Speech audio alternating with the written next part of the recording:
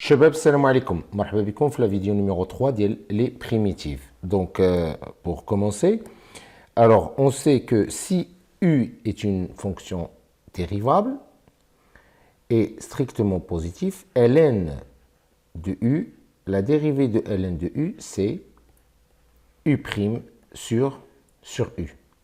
Donc, on peut dire que ln de u est une primitive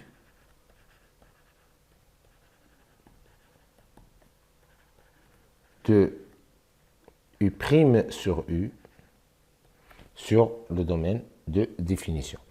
D'accord? Et on sait aussi que la dérivée de ln de la valeur absolue de u est égale à u' sur u. Alors, on peut généraliser ça en disant que ln de la valeur absolue de u est une primitive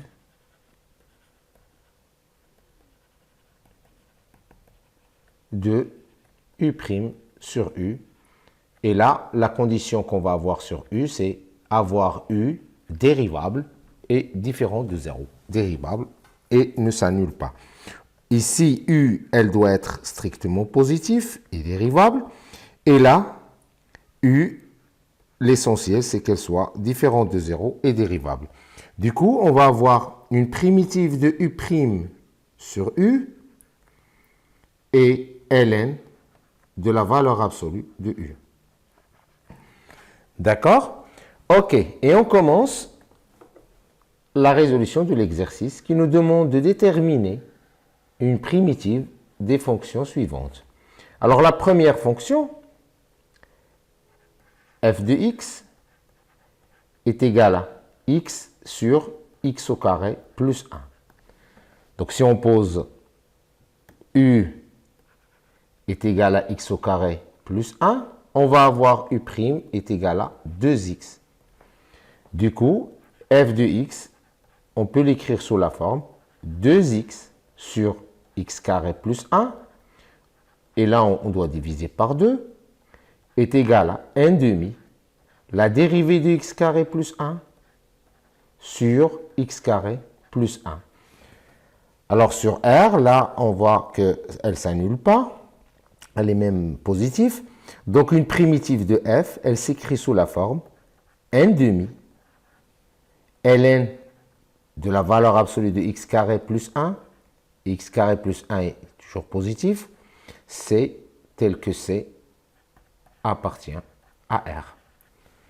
Donc on peut écrire cette primitive, on peut l'écrire sous la forme f de x égale à 1 demi ln de x au carré sans la valeur absolue, puisque x carré plus 1 est positif sur R, plus c. OK? Deuxième fonction. La deuxième fonction, on a f de x est égal à 6x plus 3 sur x au carré plus x plus 1. Alors en posant, on va penser à poser u est égal à x au carré plus x plus 1. Donc, u', ça va être 2x plus 1. Du coup, notre fonction f de x, on peut l'écrire sous la forme de, on va factoriser par 3, c'est 2x plus 1 sur x au carré plus x plus 1 est égal à 3 de x au carré plus 1 plus x plus 1 prime sur x au carré plus x plus 1. OK?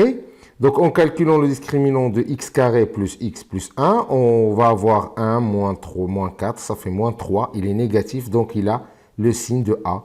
Donc, x carré plus x plus 1 est strictement positif sur R. Donc, ici, l'intervalle, c'est R. Et on peut dire que la fonction, une fonction primitive de cette fonction, est de la forme ln de la valeur absolue de x carré plus x plus 1, qui est toujours positif, donc c'est x carré plus x plus 1.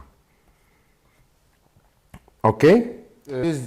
Troisième fonction, f de x est égal à exponentielle de x sur exponentielle de x plus 1. Exponentielle de x plus 1, c'est une fonction strictement positive.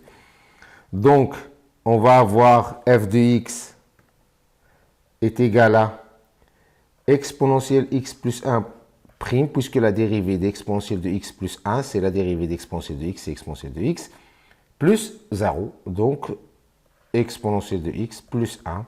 Alors, une primitive de cette fonction, on peut l'écrire sous la forme de ln d'exponentielle de x plus 1, exponentielle de x plus 1 est toujours positif, plus lambda, tel que lambda appartient à R pour déterminer toutes les primitives de cette fonction. OK? Exemple, la fonction numéro 4. F de x est égal à cosinus de x sur sinus de x. Donc, on sait que la dérivée de sinus de x est cosinus de x. Donc, elle s'écrit sous la forme sinus de x' sur sinus de x. Donc là, le domaine où on va chercher la fonction primitive, ça va être le domaine où sinus de x est différent de 0. Donc, ça va être x, il doit être différent de kpi, tel que k appartient à z. OK? Alors, une primitive de cette fonction, elle s'écrit sous la forme ln de la valeur absolue de sinus de x plus c qui appartient à R. OK? Cinquième fonction, f de x est égal à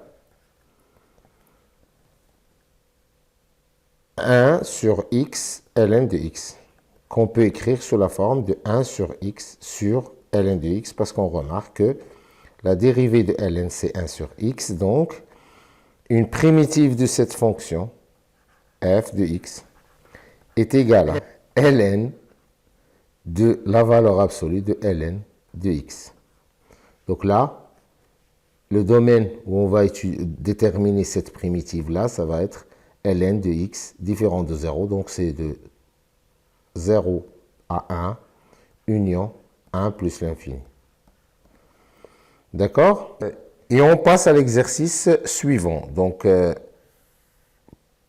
comme rappel, si u est une fonction dérivable, exponentielle de u' est égale à u' exponentielle de u.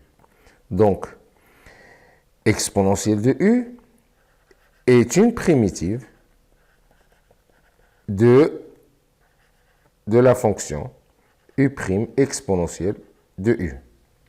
Si f est égal à u' exponentielle de u, alors une primitive de cette fonction est exponentielle de u. Et on passe à la résolution de l'exercice numéro 4.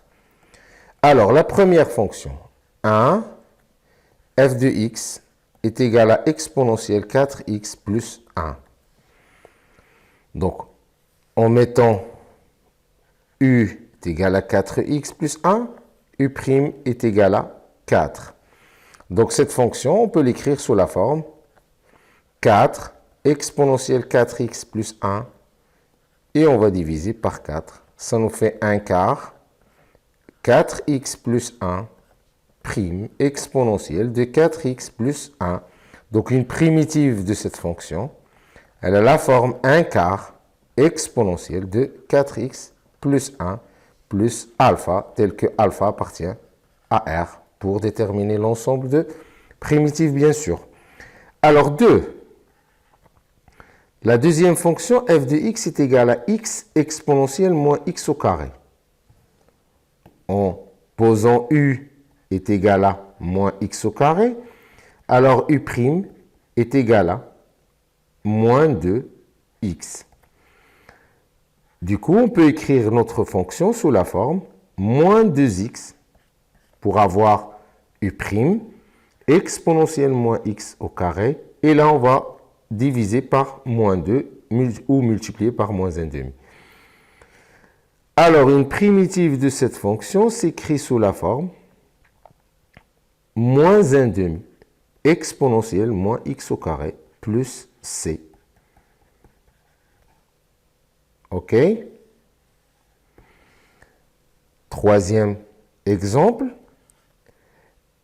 f de x est égal à 3 sur x au carré exponentielle de 1 sur x. Alors, comme d'habitude, si on met u est égal à 1 sur x, alors u' est égal à moins 1 sur x au carré.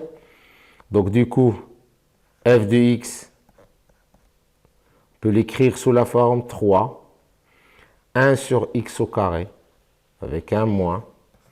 Et là, on va multiplier par moins 1, exponentielle 1 sur x.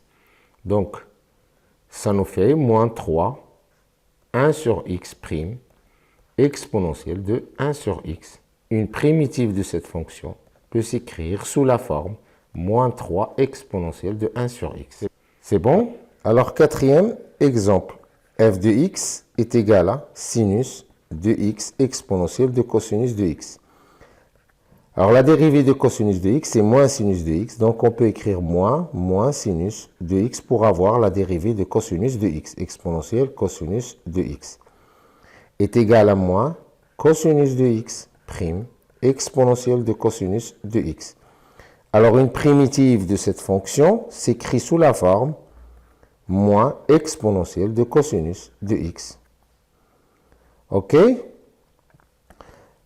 Exemple numéro 5, f de x est égal à moins 1 sur racine de x plus 1 exponentielle de racine de x plus 1. Alors, en posant racine de x plus 1, u, cela implique que u' est égal à 1 sur 2 racine de x plus 1. Donc, c'est la dérivée, c'est u' sur 2 racines de u. OK, donc notre fonction, elle s'écrit sous la forme moins